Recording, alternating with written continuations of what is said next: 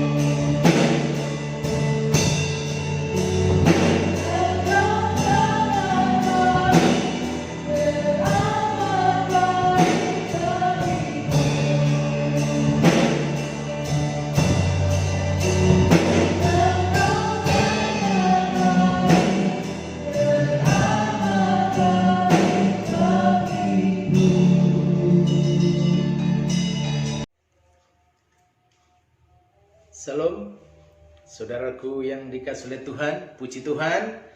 Hari ini adalah hari yang boleh dikata istimewa, karena di hari yang sama ada dua hari besar dari dua keyakinan yang berbeda, dari dua agama besar, di mana hari ini saudara kita kaum muslimin sedang merayakan hari Idul Fitri, hari kemenangan.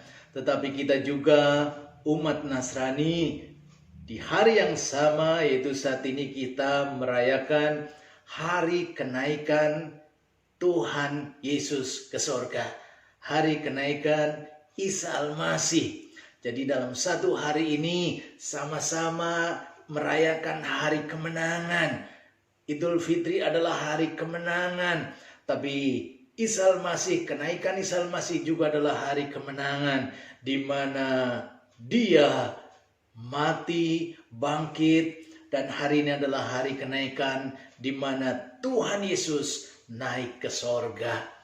Kepada kaum muslimin saya ucapkan selamat Idul Fitri. Kita berbeda keyakinan, tapi kita bertemu di hari kemenangan, di hari yang sama. Berbeda, tapi kita tetap harmonis. Beda, tapi tetap mesra. Puji Tuhan, hari ini kita akan melihat kebenaran firman Tuhan berkaitan dengan hari kenaikan Isa Al-Masih. Kita akan melihat apa yang dilakukan atau apa yang dipesankan oleh Tuhan Yesus sebelum Dia naik ke surga. Saya akan bacakan di dalam kitab Yohanes pasal yang ke-14 ayat 1 sampai dengan ayat yang ketiga. Demikian firman Tuhan, Yohanes pasal yang ke-14 ayat yang pertama sampai dengan ayat yang ketiga.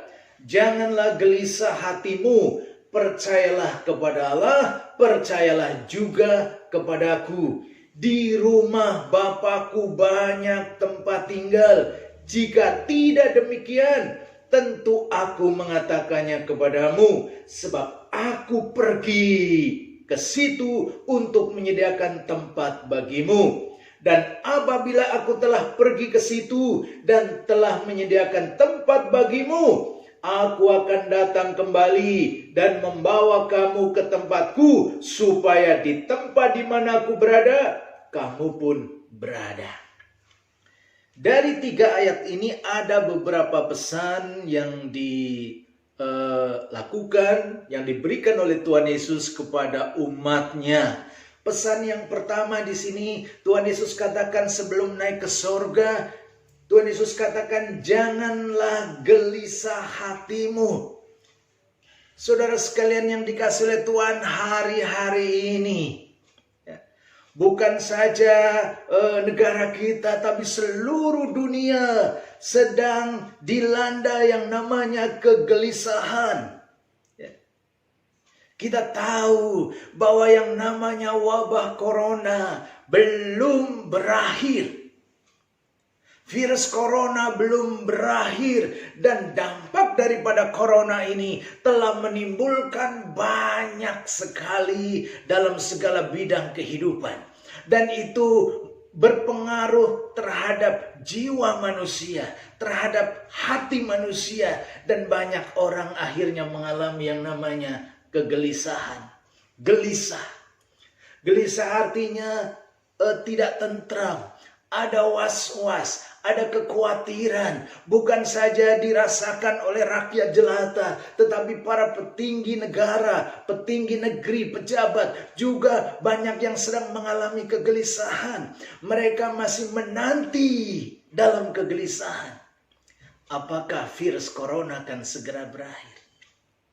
Apalagi hari-hari ini Bapak Ibu, di mana sekarang kita sedang berpuasa, kaum muslimin sedang merayakan puasa, sebentar lagi Idul Fitri. Banyak juga walaupun mudik itu tidak boleh, tapi juga banyak sekali yang akhirnya bisa mudik, dan itu menimbulkan banyak kerumunan, terjadi keramaian di mana-mana. Ini juga menimbulkan kegelisahan kalau virus corona bisa menyebar. Ini baru masalah corona menimbulkan kegelisahan. Ada banyak orang gelisah oleh karena ekonomi. Ada banyak orang gelisah oleh karena sakit penyakit. Ada banyak orang gelisah oleh perkara-perkara yang lain.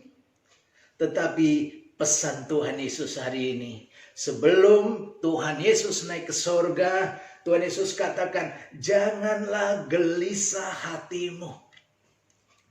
Tuhan tahu hari-hari ini banyak orang sedang dilanda kegelisahan.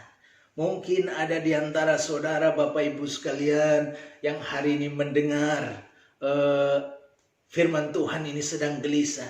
Tapi Tuhan Yesus berkata kepada Bapak Ibu secara pribadi, kepada saudara secara pribadi, janganlah gelisah hatimu.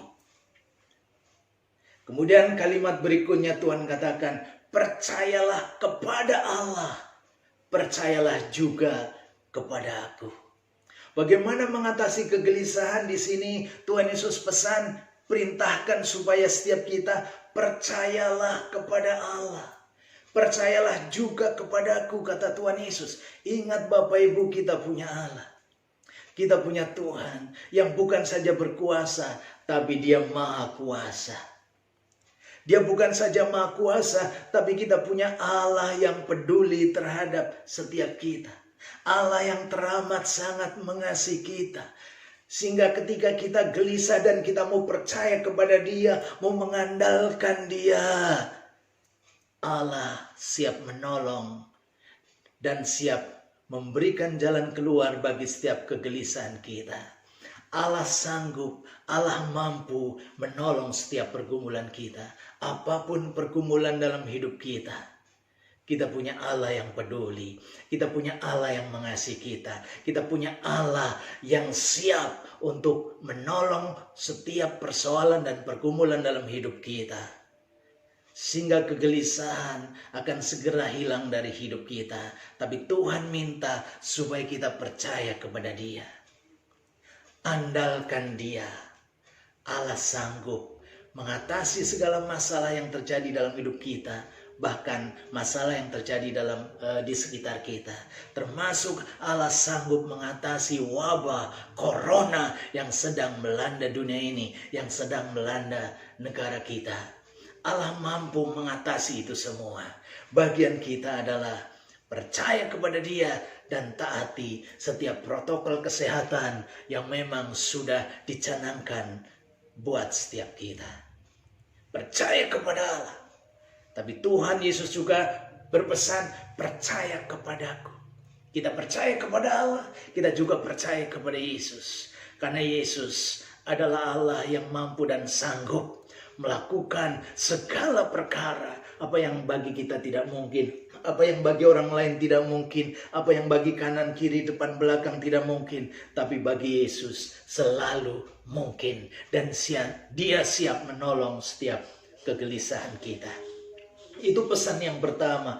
Kemudian yang kedua, Tuhan katakan sebelum pergi atau sebelum naik ke surga. Ayat yang ketiga, ayat yang kedua, di situ Tuhan katakan, di rumah Bapakku banyak tempat tinggal. Jika tidak demikian, tentu aku mengatakannya kepadamu, sebab aku pergi ke situ untuk menyediakan tempat bagimu. Ada hal yang menarik di sini, bahwa kepergian Tuhan Yesus dari dunia ini, dari bumi ini dan naik ke surga adalah untuk apa? Di situ Tuhan mengatakan, di rumah Bapakku banyak tempat tinggal, sebab aku pergi ke situ untuk menyediakan tempat bagimu. Kalau Tuhan naik ke surga, meninggalkan bumi ini, karena Tuhan menyediakan tempat yang jauh lebih baik, jauh lebih indah dari segala tempat yang ada di bumi ini. Dari segala tempat yang ada di dunia ini, semewah-mewahnya rumah di bumi, seindah-indahnya rumah di bumi, tak seindah rumah tempat yang Tuhan sediakan bagi setiap kita yang percaya. Bagi setiap kita yang mau mengandalkan Tuhan, bagi setiap kita yang mau percaya kepada Yesus sebagai Tuhan, Tuhan menyediakan tempat di surga.